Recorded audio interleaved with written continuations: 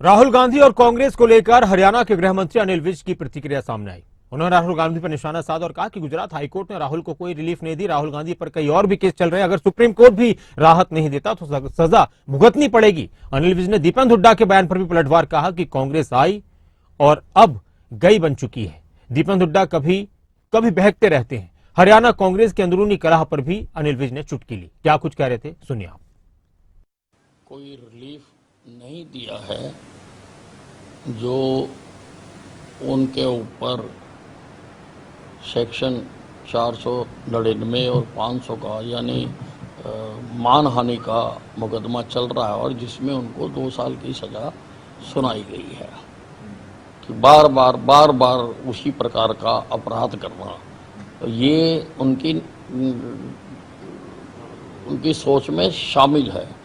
कई केस चल रहे हैं उनके ऊपर, तो शायद इसीलिए अब वो दूसरे कामों की तरफ भी ध्यान दे रहे हैं, जैसे ट्रक चलाना उसकी तरफ ध्यान दे रहे हैं, मोटर मैकेनिक स्कूटर मैकेनिक की तरफ भी ध्यान दे रहे हैं। इसीलिए शायद वो उस तरफ अपना ध्यान आकर्षित कर रहे हैं। अगर सुप्रीम कोर्ट भी राहत नहीं देता है तो फिर सजा तो भुगतनी पड़ेगी। देखिए, लोग कांग्रेस को जवाब दे चुके हुए हैं और कांग्रेस आई, अब कांग्रेस गई बन गई है। अब ये तो चली गई और अब दीपेंद्र हुड्डा जी ज़्यादा कदा बहकते रहते हैं। उनके कहने से थोड़ा कुछ होगा। जनता सारी भारतीय जनता पार्टी को चाहती है, नरेंद्र मोदी जी को चाहती है। नरेंद्र मोदी जी की जो विकास की राजनीति है उसमें लोगों का विश्वास बड़ा है। नहीं, कांग्रेस को देखिए अब टुकड़े टुकड़े पार्टी है, अलग अलग ग्रुपों में बटी हुई पार्टी है।